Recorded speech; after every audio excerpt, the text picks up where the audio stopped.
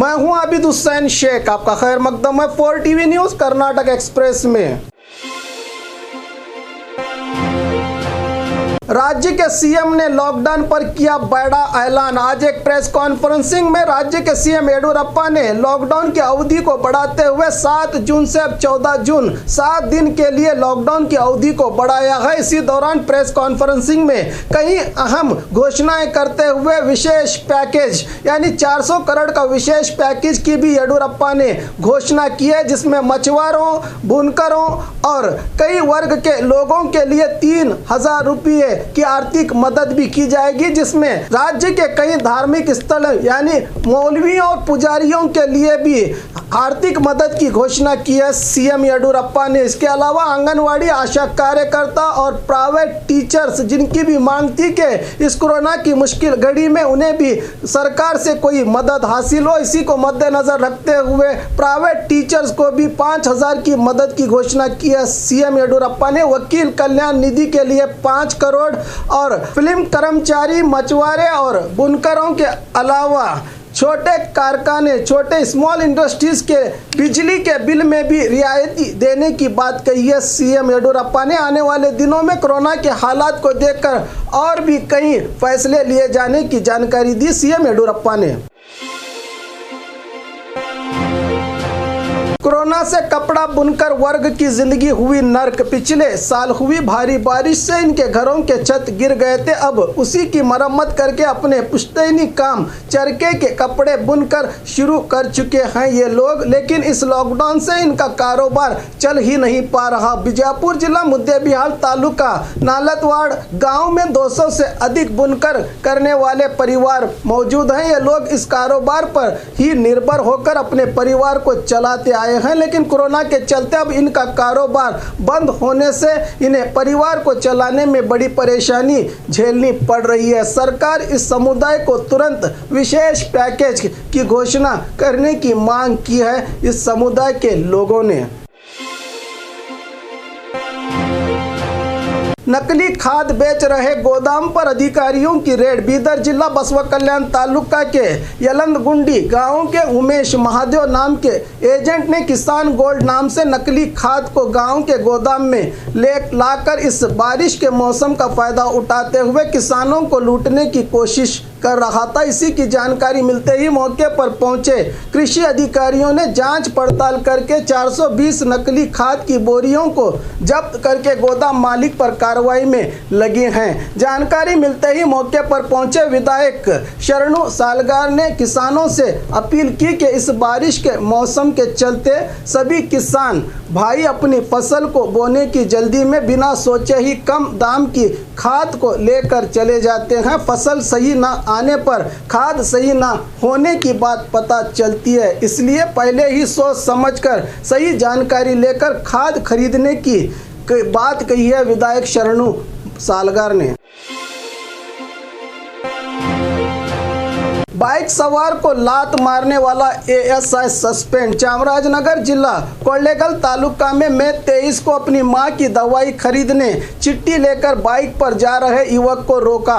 इसने दवाई की चिट्ठी दिखाने पर भी ड्यूटी पर रहे एएसआई रामस्वामी ने उसे गलत लफ्जों का इस्तेमाल करते हुए गाली देकर लात से मारा था। तब इसका ये वीडियो सोशल मीडिया पर वायरल हुआ और लोगों की ओर से एएसआई पर कार्रवाई करने की मांग की जा रही थी। इसी के चलते डीवाईएसपी नागराजू और सीपीआई शिवराजू ने एसपी को घटना की रिपोर्ट दी थी। इस सबको देखते हुए एसपी देवव्यास सारा थॉमस ने एएसआई रामस्वामी को सस्पेंड करने का आदेश देकर सभी पुलिस कर्मियों को सूचना भी दी है कि जनता के साथ बुरा बर्ताव ना करे पुलिस। कोरोना से अनाथ हुए बच्चों के साथ हम हैं, शशिकला जोड़ले। राज्य के 19 बच्चे जो कोरोना के चलते अपने मां बाप को खोकर अनाथ हो गए हैं, उनके साथ आज महिला एवं बाल कल्याण मंत्री शशिकला जोड़ले ने वीडियो कॉन्फ्रेंसिंग करके उन्हें हिम्मत दी कि सरकार तुम्हारे साथ खड़ी है। सीएम ने बाल सेवा योजना को घोषित किया है, जिसके चलते उन्हें हर तरह की मदद मिल सकती है। आने वाले दिनों में वो लोग भी अपनी ज़िंदगी को समाज में एक स्वाभिमान से गुजारने के लिए सरकार उनके साथ खड़ी है और हमेशा रहेगी। अनाथ हुए बच्चों को सरकार बाल सेवा योजना के तहत हर महीने 3,500 की मदद करेगी। 10 साल से नीचे उम्र वाले बच्चों के लिए सरकार हॉस्टल में इंतजाम करेगी और 21 साल पूरे हुए युवकों के लिए 1 लाख परिहार धन सीधे उनके बैंक अकाउंट में जमा किए जाएंगे, कहा शशिकला जोड़ले ने।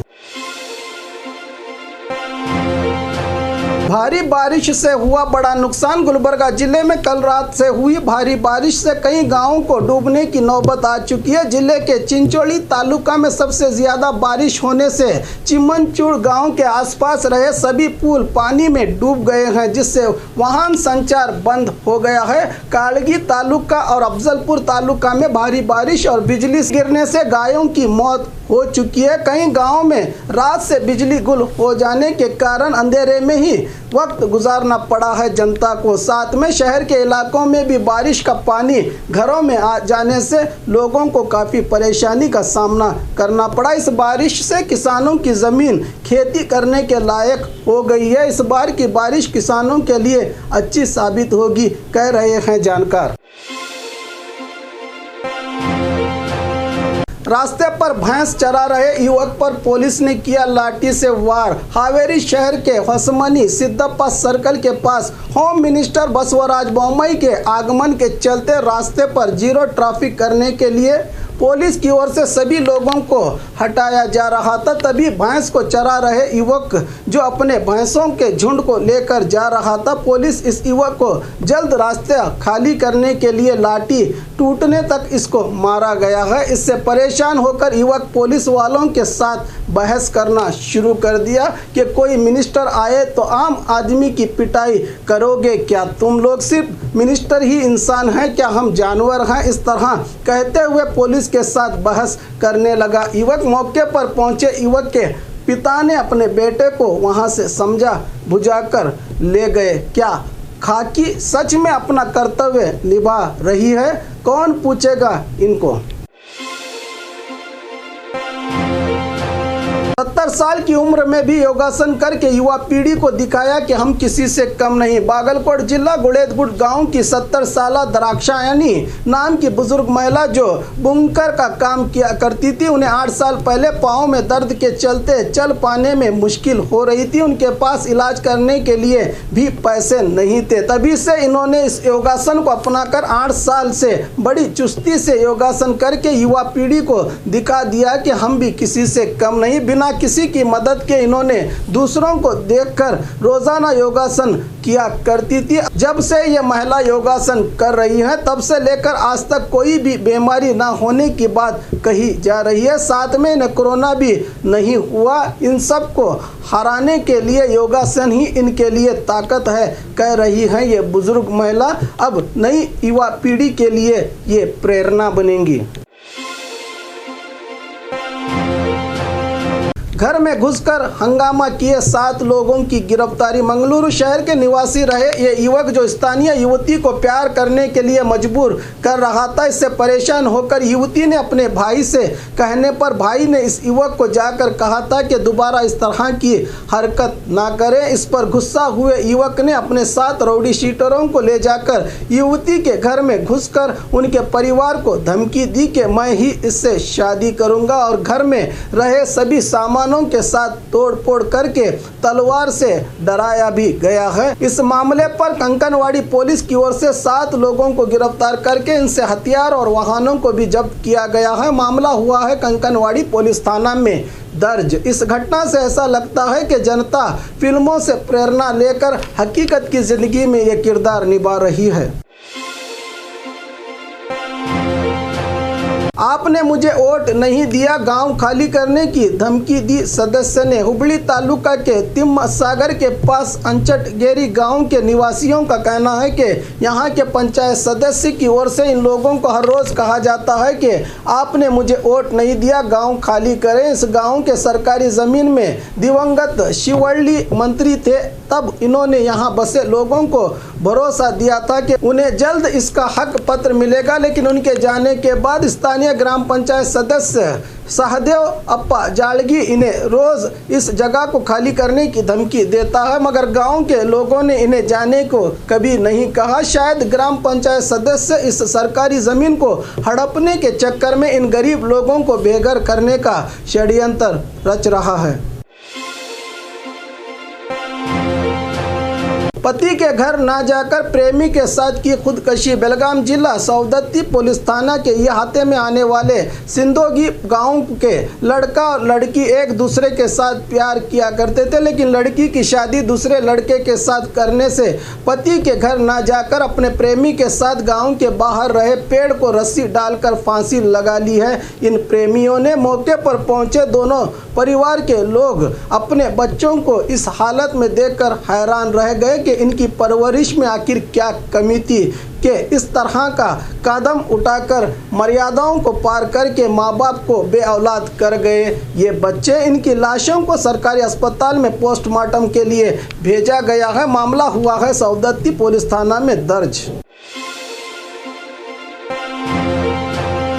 वैक्सीनेशन पर गलत बयान दिया है, साबित करेंगे तो मैं सियासत से संन्यास ले लूंगा। यूटी कादर मंगलुरु के सर्किट हाउस में प्रेस मीट करके पूर्व मंत्री यूटी कादर ने भाजपा वालों की ओर से आरोप लगाया गया कि यूटी कादर ने वैक्सीनेशन पर गलत बयान देकर जनता को भटकाने का काम कर रहे हैं। इस पर पलटवार करते हुए यूटी कादर ने कहा कि अगर मैंने कोई गलत बयान दिया है तो साबित करें, मैं मेरी सियासी जिंदगी से रिटायरमेंट ले लूंगा। बड़ी शर्म की बात है कि केंद्र और राज्य सरकारों के लिए कि सरकारी अस्पतालों में जनता को वैक्सीनेशन नहीं दे पा रहे तो वहीं प्राइवेट अस्पतालों में वैक्सीन मिल रही है। देश में रोजाना कितनी वैक्सीनेशन तैयार हो रही है, किसको दिया गया है, इन सब की जानकारी जनता को दे सरकारें। कहाँ गए वो वादे जो मोदी ने जनता से किए थे, आज क्यों चुप बैठे हैं मोदी जी। सिर्फ चंद लोगों को वैक्सीन देकर बाकी वालों को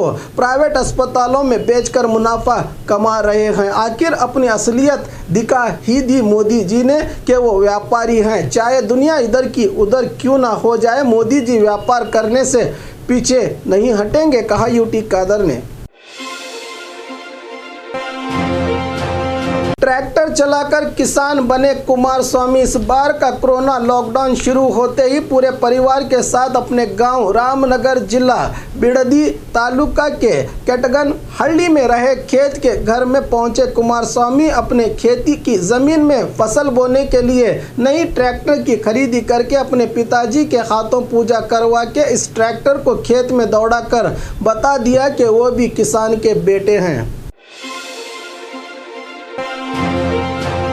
बिना किसी सुरक्षा के ही गटार में उतरकर स्वच्छता काम किया कार्मिक ने। कोरोना महामारी बिना किसी के जात धर्म को देखे ही अपने चपेट में ले रही है, कब किसको अपना शिकार बनाएगी पता नहीं। इसी बीच म्युनिसिपल कार्मिक अपनी जान हथेली पर लेकर काम करते दिखे। सिर्फ रास्ते पर पड़े मास्क और पीपीई किट से ही कोरोना बीमारी लोगों के शरीर में पहुंचती है, इसीलिए इन कार्मिकों की सुरक्षा बहुत ज़रूरी है। मैसूर जिला टी नरसीपुर तालुका के तलकाड़ू गांव में मल्लेश नामी कार्मिक बिना किसी साधन के ही गटार में उतरकर काम कर रहा था, वो भी उस चेंबर में जहां कंधे तक गंदा पानी भरा था। अगर इसकी जान के साथ कुछ ऊंच नीच हो जाती तो कौन जिम्मेदार। स्थानीय अधिकारियों को इसका जिम्मेदार बता रही है यहाँ की जनता। गटर के मैन होल कामों पर सुप्रीम कोर्ट की रोक होने पर भी अक्सर ऐसे नज़ारे यहाँ देखने को मिलते हैं। क्या डिजिटल इंडिया सिर्फ इनका वीडियो बनाने के लिए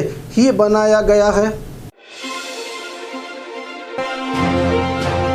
और खबरों के लिए देखते रहिए 4 टीवी न्यूज़ कर्नाटक एक्सप्रेस।